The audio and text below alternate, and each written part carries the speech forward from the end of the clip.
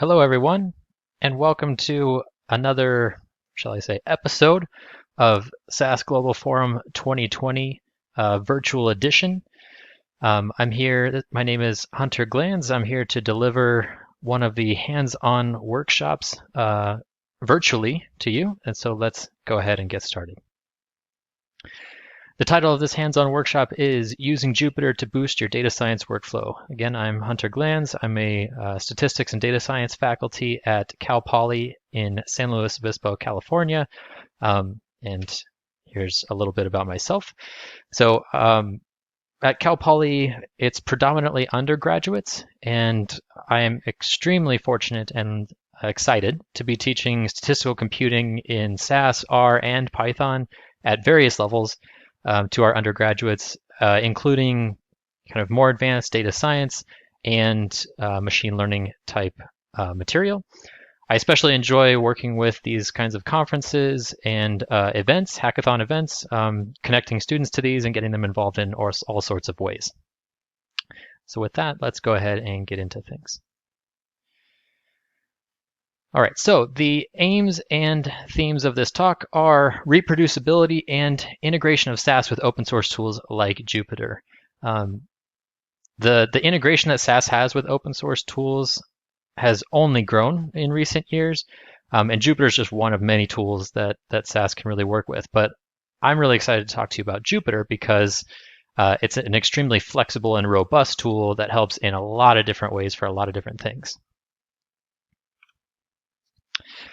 All right, so a little bit of context and history, right? Historically, or at least when kind of I grew up, both as a student and in my kind of early professional career, collaboration on projects was hopefully organized, but possibly fragmented, right? When I was at least going through school, right, for a particular class, this is an example of a class I took in undergraduate called Stat 330. This is actually my class in SAS. I might have had a lot of homework files, SAS files and things like that for a particular homework, but it was a statistics program. And so I was often being asked to perform things with data, compile them into answers to questions or something like a report and stuff like that. And so while I did write, plenty of SAS code in possibly different scripts and things like that, it was almost always the case that I had to kind of put everything together into a final assignment form, right? And so this was never kind of completely it. It wasn't ever just the code. It was putting everything together as well. So again, kind of organized, hopefully into different, pieces. So you've got maybe code in one folder, pictures, graphs, plots, those kinds of files, image files in a separate folder, possibly, however you organize things. But they're all kind of separate, and you had to kind of combine them yourself afterwards, which was, again, okay, right? But suboptimal. In my experience, the story is similar between academia and industry. So you might have some data as part of your project or your goals. Your team is working on some kind of problem that has to deal with data. And so, oftentimes there's a cleaning, a wrangling, a managing data phase of that pipeline. And then either after or at some point, there was a summarization and visualization phase where you kind of explored that data, maybe an EDA type of phase.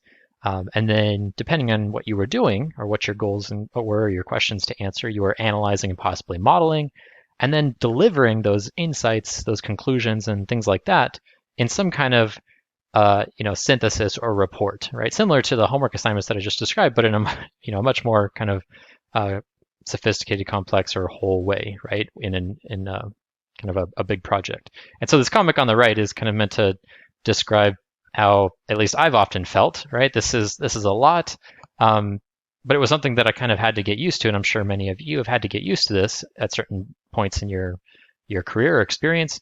And it can be kind of frustrating because there's a certain level of redundancy here, right? You kind of know the story as you're going through the data, as you're building it and everything like that. And so these steps are often overlapping, right? And it'd be nice if there wasn't so much assembly required at the end, right? That these things could all kind of happen in the same place. So again, historically, there was kind of a fragmented collection of files, code in one place, images in another, data in another. and then maybe narrative or you know text to accompany your data story in a separate file completely, right? And so because of this, communication, readability, and reproducibility kind of suffer because the more times you have to do something, the more places you have to work on something, the more chances and opportunities there are for error and things like that, right? And that's not good. So there's this unnecessarily large distance between your data, which is maybe usually the starting point, and the story that you're going to tell with it to either your supervisors, collaborators, teammates, bosses, whoever it may be.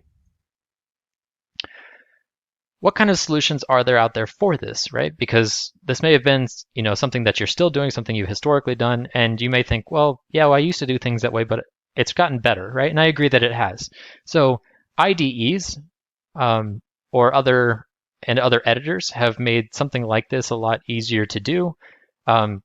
Some of these tools help facilitate the process, right? So in my experience, I guess Emacs, Notebook++, Vim, or VI tend to be tools that make the coding process easier and better, which is really good because being able to share and document and collaborate on code in a nice, easy, smooth way is important. But it's tools like SAS Studio, RStudio, and as we'll see, maybe Jupyter that are going to make this whole process a lot easier. But in general, these tools here made computing a lot easier. And then there are other tools for making report writing easier. And these were kind of historically disparate, right? SAS has had a couple different ways to do this. So, proc report, proc tabulate were kind of are maybe a half step or step, depending on your use of them in that direction. There's the report writing interface for SAS, which is something that I don't have a lot of experience with, but I was blown away when I saw it. You can do a lot of really cool stuff with the report writing interface, and that's all within SAS, which is really kind of nice. RStudio and R Markdown, those kinds of things, are a really nice tool for facilitating report writing. LaTeX, if you're not a fan of Microsoft Word and things like that, can make report writing a lot easier. But these are kind of tools that are independent of, or at least the functionality for report writing in these are kind of independent of the ideas and tools that make computing easier, right? So even though there are some shared tools here, the things that they help facilitate can be a little bit separate. So perhaps unfortunately, until recently, nothing out there really addressed the complete needs of a tool that kind of brought everything together into a single vehicle or application, right? I want something that, again, on the whole, integrates coding and storytelling to the point of like minimizing, if not completely eliminating that distance between the data and my story, right?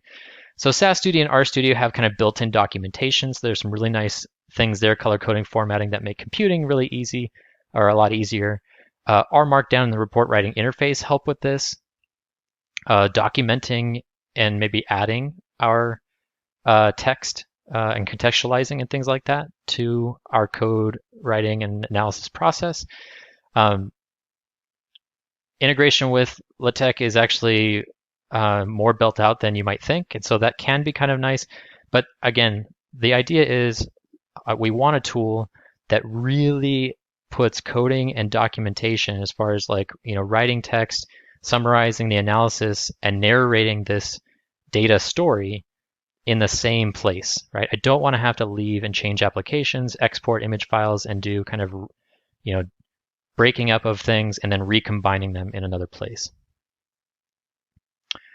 So again, the capabilities of the IDEO tool are kind of what I just described. I want all of the things that are made easy by those computing tools, the IDEs and things like that. I want all of the things that, or as many of the things as I can get, right, of the report writing tools. So, all the tools that you can kind of imagine getting in Microsoft Word, like bold, italics, kind of easy incorporation of images, all that kind of stuff, right? I want to streamline this process of exploratory data analysis, data science research, all this kind of stuff. And as a bonus, it'd be really nice if this didn't come in the form of some massive tool, right, or package. So everything is kind of working together here, right? Hopefully kind of demonstrated by this colorful image on the right. And so cue the Jupyter Project. This is at least a few years old now, but I think it's still, in some places, just gaining traction. But if you haven't heard of it, this is an extremely cool and good, useful tool to, again, boost your data science workflow. And what's really nice is it's compatible with over 40 software languages. So this isn't just something to use with SAS. It actually kind of started with Python originally, but now supports over 40 different software languages, which is really awesome. All right, so that's what you kind of come for. That's what we've been building up to.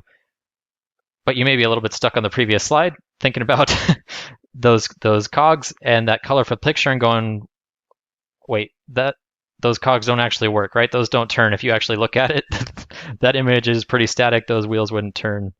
That doesn't really work if you look back at it. So if you want a good chuckle, maybe go back and check that out. But let's go ahead and move into talking more about Jupyter. All right, so getting started with Jupyter Notebooks. How does this work for you?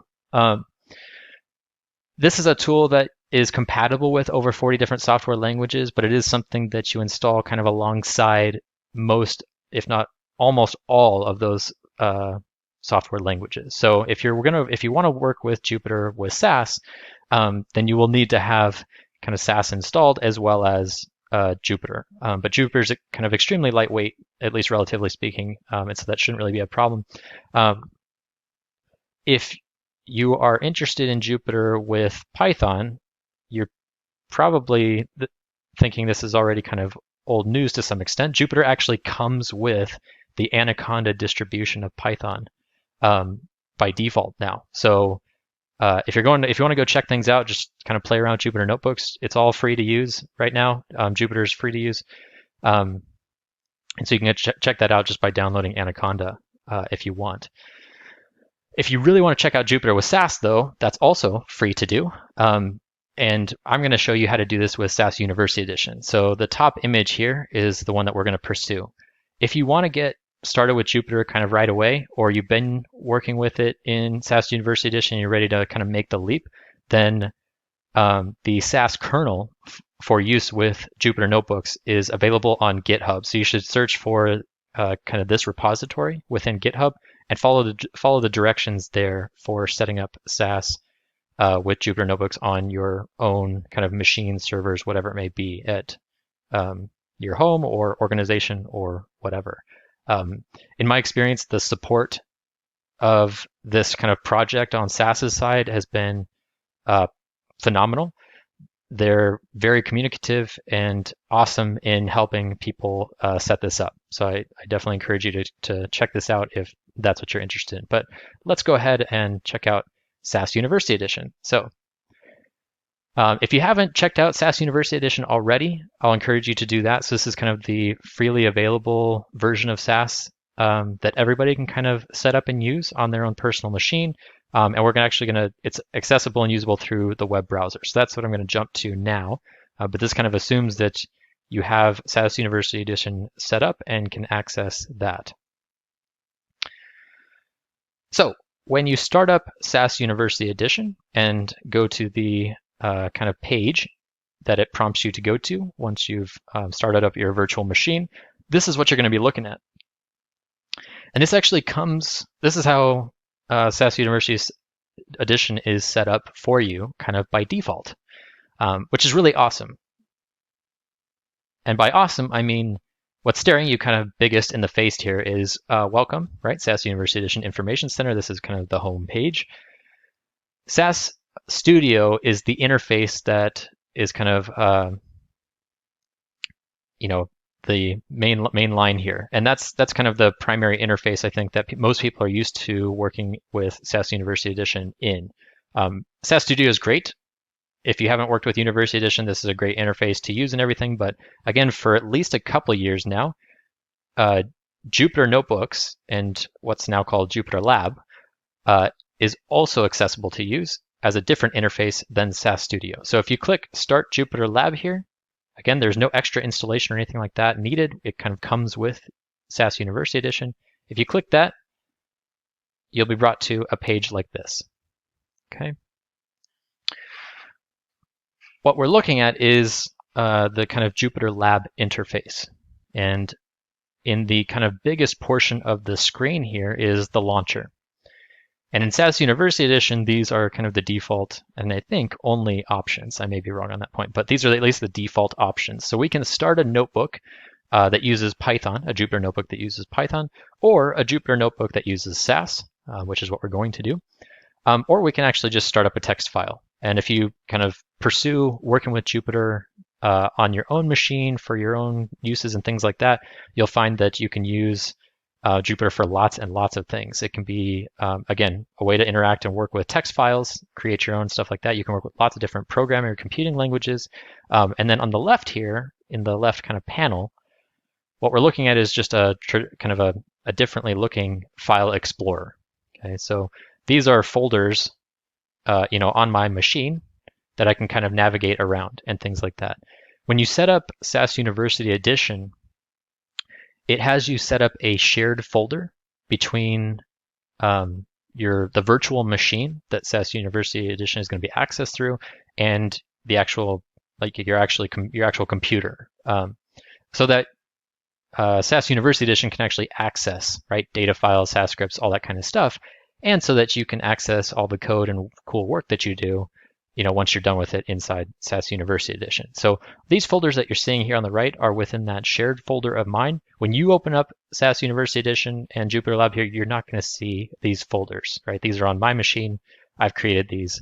And so you'll see something a little bit different, but you can navigate around the folders here as you would kind of on your own machine. Okay. All of the materials, the slides, and the Jupyter Notebooks you're about to see are all available on a GitHub repository, publicly available, that I will show you at the end of this presentation. Okay. So you'll be able to access everything there. So let's go ahead and go into the lessons folder. If I wanted to start a new fresh notebook, Jupyter Notebook, I would click one of these buttons here. Okay. Let's just do that actually so you can see. So if I click SAS under the notebook kind of area here, it's going to open a new notebook in the location that I'm in within my kind of folder structure here on the left. And you can see it's hard to tell that anything actually happened, but you can see a new kind of file is open. It says untitled.ipynb at the top. And we have this kind of gray looking cell here at the top that I can click into if I want and things like that. And again, I want to point out that it says SAS in the top right.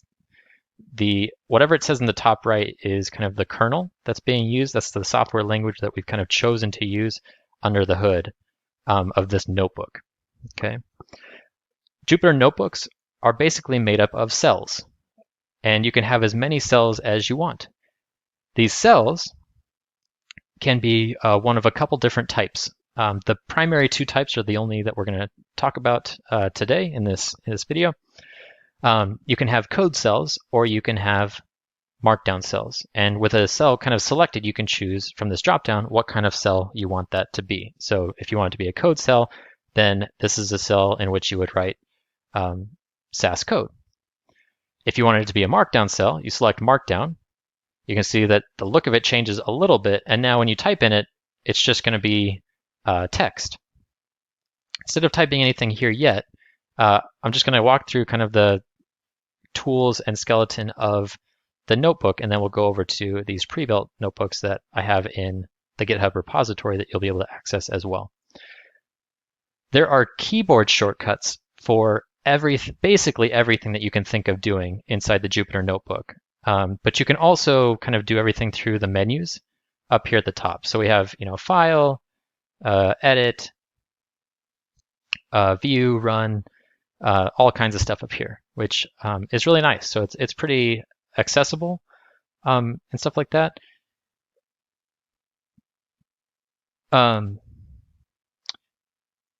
The main thing that I think we're going to want to do, though, is add more cells. Usually, Jupyter Notebooks are a composition of lots and lots of different cells, some code and some markdown. I like to use some of the keyboard shortcuts because they're much quicker to use. If you're a VI or Vim user, then you'll be, I think, very happy to find out or discover that the Jupyter Notebook supports a lot of the same, or a few of the same VI or Vim controls that you're used to. So with nothing selected here, or I'm sorry, with the top kind of only cell here selected, as indicated kind of by the blue bar there, if I hit the B key, it creates a new cell below, B for below, the cell that was selected. If I hit enter with that key selected, or with that cell selected, I go into kind of an edit or insert mode. And so now you can see that I have the freedom to kind of type into this cell. Notice that this cell was created with kind of a default type of code, right? So this is a code cell. So I could type a data step, my data step x is 1, run proc print data equals my data step, run. So this looks like some SAS code that you would normally see.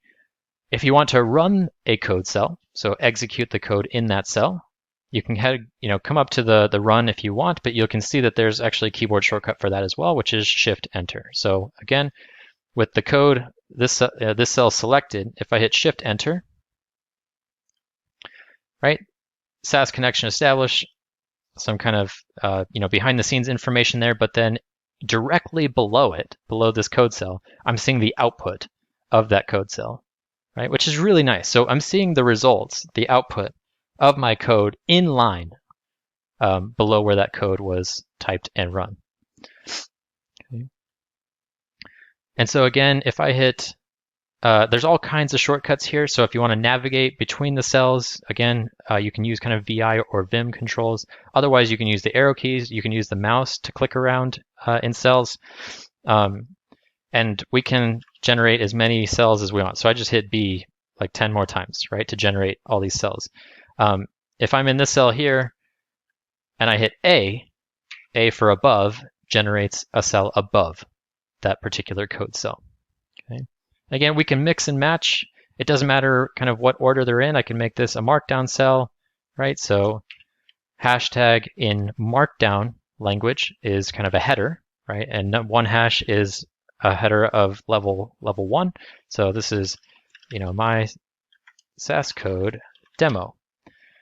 That looks a little bit weird, but if I render the cell, which is the same keyboard shortcut, so Shift Enter, that Markdown actually gets rendered right now, kind of on the fly, and looks really good, right? That looks a lot better than hash my SAS code demo. So it's actually being rendered as a level 1 header, right? And I can't see that. If I wanted to get back to that, I could select that cell and hit enter. Or I could just double click. So double left clicking the cell also brings me back into kind of an edit mode here so that I can make changes and all that kind of stuff. All right, that was a lot of information really quick about introducing you to a new notebook. I'm going to step over to this typesetting with Jupyter notebook that is kind of pre-populated in the collection of materials that you have access to. So I'm double clicking that to open that. You can see it's appearing here in kind of our viewer kind of main window here, just next to the previous untitled file that we had opened originally. And you can see there's lots of text in here, right? So what I wanted to talk first with you about, without really getting into any code yet, besides that example I just showed you, is the typesetting, right? So all of these cells in a Jupyter Notebook have the option to be Markdown cells, right? So you could just use this as a typesetting tool if you wanted to, right? Markdown is a pretty simple, straightforward language. If you don't know Markdown or you haven't heard of Markdown, all you have to do is kind of Google search Markdown cheat sheet or Markdown tutorials and things like that, and you can do, there's some really nice kind of references out there for Markdown language. But what you're seeing is kind of a rendered Jupyter Notebook, right? But these are all Markdown cells. So there's no code here. And again, double clicking just lets us see what's under the hood. So if I double click this cell, you can see it's another level 1 header, typesetting with Jupyter Notebooks. And then it just looks like kind of regular text. But when I hit Shift Enter, it actually renders that cell. Okay. Again, one of the biggest features that I'll kind of repeat lots and lots of times is that Jupyter Notebooks allow you to do data science. And by that I mean include both rendered Markdown text and live code along with its resulting output in the same file or location, right? This is that one kind of unifying tool that I was saying we want. Okay, so before we get into programming again, let's first explore the typesetting a bit. So we have lots of cells here. There's a few more bits of information in this cell. I'll let you read through this on your own for explaining the controls, editing, and all that kind of stuff. And if you actually double click these, you can actually see what I did to actually kind of type them, right, or format them. So you can tell here that it says, you know, Control plus Enter, and the Control and Enter seem to be in bold, right? So how do we do bold in Markdown? Because there's no kind of B key, right, or Control B necessarily if you're a Microsoft Word user. So you can see, and you would see this on a Markdown cheat sheet, that to do bold, we put double asterisks on the outside of the thing that we want to be in bold. Okay. These headers are a little bit smaller than the top header. And you can see 2 hashes means level 2 header, right? So it's a little bit smaller than the overall header. As I scroll down, we can see lots of other things. And hopefully it's starting to feel a little cool, right? If not a lot cool, that you can do such nice things in such a nice, easy to use interface, right? I really like the feel of Jupyter Notebooks and being able to do this typing and rendering for individual cells as we go, right? And you're actually not forced to do that. So let's just say all of these cells, you know, I had my 1, 2, 3, 4 cells here, all kind of in edit mode, right? I was actually like writing and building this notebook out for presentation to you, right? And I hadn't done anything with it yet. I can actually go up to run here and I can run just the selected cell. That's what I've been doing so far, right? That's Shift Enter. But I could actually just run all the cells, or I could run all the cells above the selected cell, right? So that'll render every cell above whichever cell I had selected. So this one didn't get run, but everything above it did. Okay. And so I really like this this GIF of Shia LaBeouf, right? Hopefully this feels a little bit like magic. I know it does to me still, but I'm pretty easily amazed. One of the other things you'll see if you look at that Markdown cheat sheet is how to include images or GIFs or even videos, I think, inside of Markdown.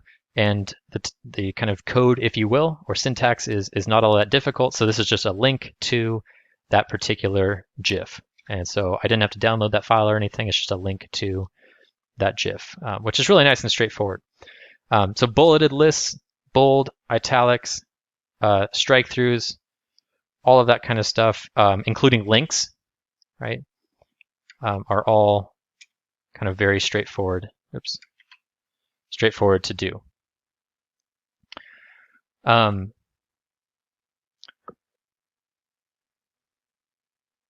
So there's actually a link to a Markdown cheat sheet here. So I told you that you could go ahead and Google that, but there's actually a link right here that I'll point you to. If we were in person at SAS Global Forum, then I would have encouraged you to check out the first exercise notebook and try some of this stuff out, and I would have been able to kind of walk around and help you out. Exercise 1 is just basically doing your own version of the typesetting notebook. So start a new notebook, create a numbered list of your top 5 favorite SAS procedures. For each of these, include a link to the online documentation for it. Then in separate cells, maybe create a header to the name of that procedure and an image that you think best represents that procedure.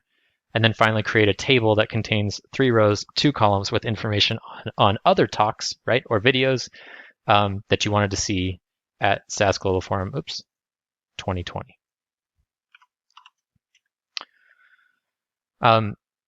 Since I'm not there, I won't be able to kind of help you out with this one-on-one like I would have liked to, but this will still be included in the GitHub repository materials. And so I would still encourage you to give this a shot just to play around with it and try it out. So that's a little bit about typesetting, not too complicated. What about code, right? This is all about how to work with Jupyter with SAS. So where does programming come in?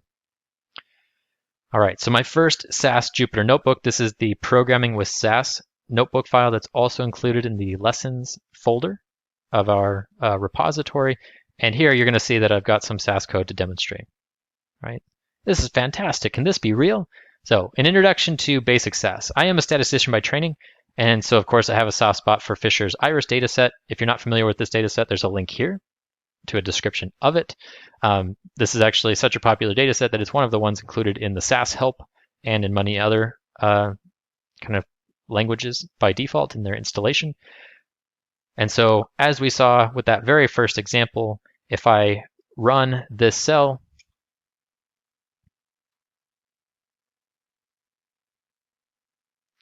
that took a few seconds, but if I run that cell, right, it's proc sgplot, I'm just creating a scatter plot of my data, the iris data, sepal length, petal length, with the points colored by species, right?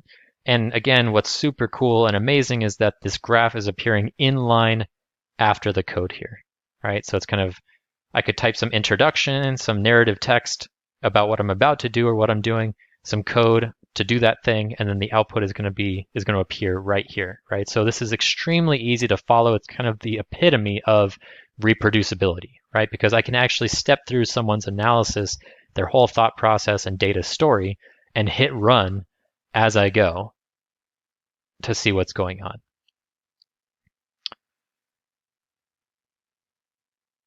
Right? So this was an example of a code cell. Notice that we get the nice color coding that you're maybe used to with SAS editors. It may not be the colors that you're used to, but we get the nice color coding that we'd like. But that's really nice. All right, so I've got another kind of set of code here, some basic summaries of the iris data set. Right? To my knowledge, we can do almost anything you can think of in SAS, but we're not limited to comments as our only means of documenting and annotating our code, right? So what's awesome is that we can kind of mix and match and interweave our code and our text. So some code here, a graphic, maybe an explanation or some more text, a new section, some more text, and now, right, some more output. And all of this is very, very customizable. So this is kind of the simplest possible example, or one of the simplest possible examples I could give you. Proc contents, the first 10 rows of the data set, and then proc means. Right? But if you wanted to, limit the output or do whatever you normally do in great sophisticated ways in SAS, those are all kind of still at your disposal here within the Jupyter Notebook.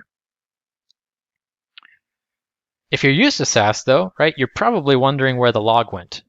In many ways, it's nice that our notebook has remained clean and only included our text code and output, but the log is a pretty critical part of SAS work, right? Being able to debug and see what's going on and all that kind of stuff. Below are two ways that you can access the log information. And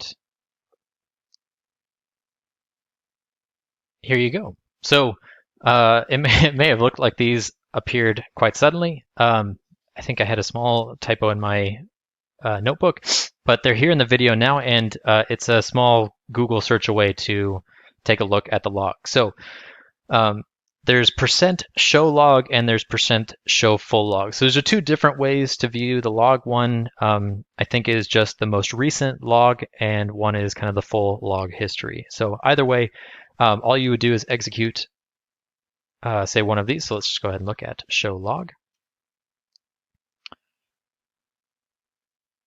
Right. So I haven't run any code recently, I guess, besides the previous cell, and I've run some other stuff since then. But you can see the log is going to appear in the cell right below it. All right. So maybe just to expand a little bit, it wasn't mentioned in the typesetting notebook, but we also have access to math notation via LaTeX type syntax. So if you know LaTeX, or you're familiar with that, or you have a desire to include math syntax inside your notebooks and data stories, you actually can do that. right? So you may run some regression analysis. Here's our proc-reg on the iris data set. You may have seen proc-reg output before, right? And if I wanted to incorporate that information or kind of document that, right? So my slope and my intercept here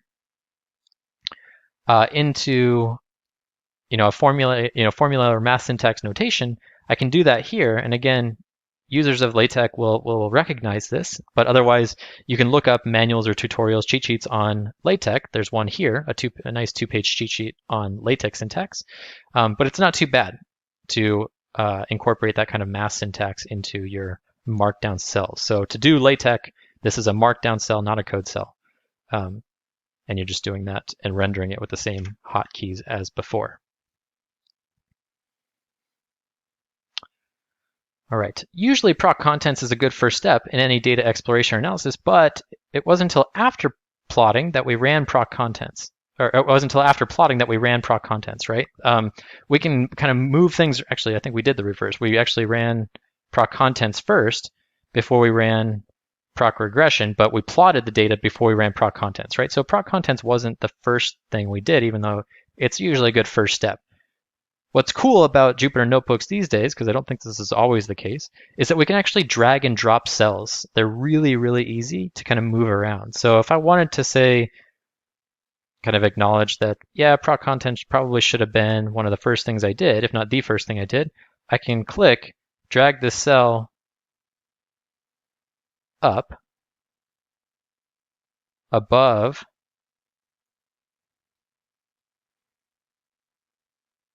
that plotting, right? So I kind of dragged it a little bit too far, but you can see it was kind of easy enough to just grab that entire code cell and move it up above. So it's a little bit easier than, say, selecting all of the code in a particular code cell, copying it, pasting it, all that kind of stuff. So this is meant to be just kind of an introduction. In the exercises folder, there's a second notebook that asks you to actually run some SAS code on one of the data sets in the SAS help library. So if you're not familiar with the SAS help library, there's a bunch of data sets that kind of come with SAS that you can check out. And so this notebook just asks you to run some SAS procedures and things like that on a data set of your choosing from the SAS help library. Okay. So in summary, Jupyter is a web application enabling creation of documents that contain live code, equations, visualizations, and explanatory text. It's that single vehicle that I've been yearning for, and I hope a lot of you have been kind of yearning for, right, for a long time. I will acknowledge that this isn't a replacement for everything, right? If you do a lot of computing or a lot of coding in SAS, not all of our SAS code is telling a data story, right? We may be doing a lot of heavy lifting, computing, modeling, whatever it may be with our SAS code, data wrangling. We may be writing a lot of code that does not really contain or include a full data story, right? This Jupyter Notebook interface and environment is really, I think, best for telling a data story. And if you're writing SAS code for a single piece of the pipeline, then I'm not sure Jupyter is something that is kind of meant to augment or replace that, right? Or improve that. So this isn't kind of meant to replace or augment everything, but it is useful in a ton of situations. I think this again extremely streamlines the whole data science workflow and communication and reproducibility in a team that's working on data analysis, data wrangling, all that kind of stuff.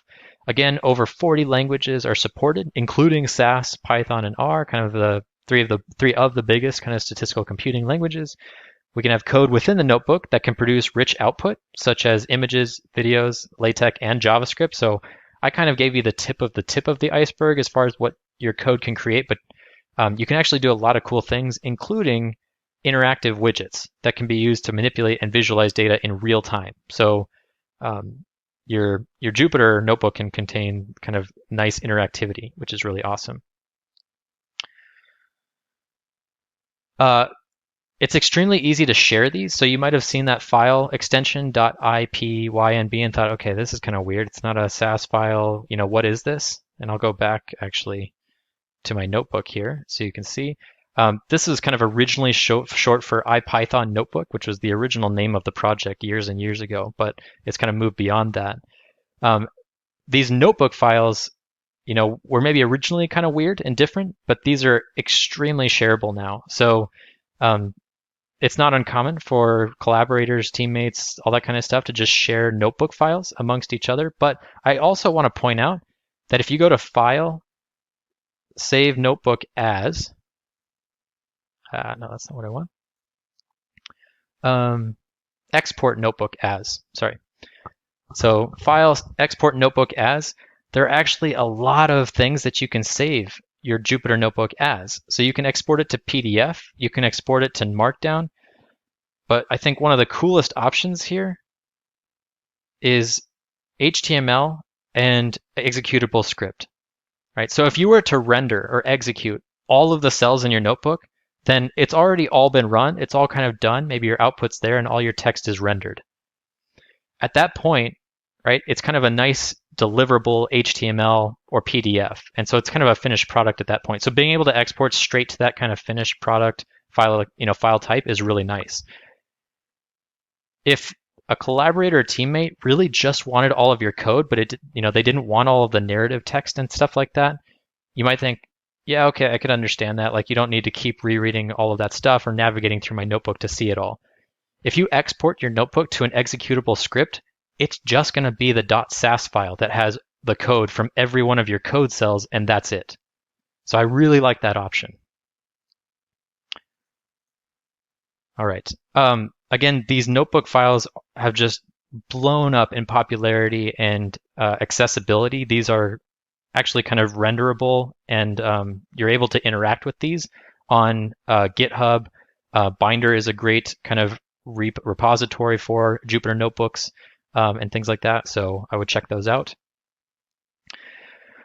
Again, I can't emphasize enough, I think, the ease of use here, right? So from personal use to Jupyter Hub for organizations, I think Jupyter Notebooks make statistical computing easier to do and share than ever before. The need to minimize thought to execution friction is probably the single biggest productivity requirement, I think, in corporate America. And so Jupyter Notebooks really let us take a giant leap toward achieving this when it comes to data science and statistical computing. So to really sum it all up, it's a single vehicle for all that stuff that used to be all totally separate. They're dynamic in the sense that you can run these cells kind of independently or in collections, view the results inline, all that kind of stuff, and you still get the bonuses of and perks of your kind of report writing facility or coding editor. Okay, so that concludes my presentation. My email address, Twitter handle are here if you ever want to reach out, ask questions, or connect with me about any related kind of topics. All of the materials, slides, and Jupyter Notebooks themselves are accessible at this GitHub repository, which is publicly available. So github.com, that's me, hglans, and then this is the name of the repository. So all of that is available to you whenever you'd like. All right, thank you very much. See you around.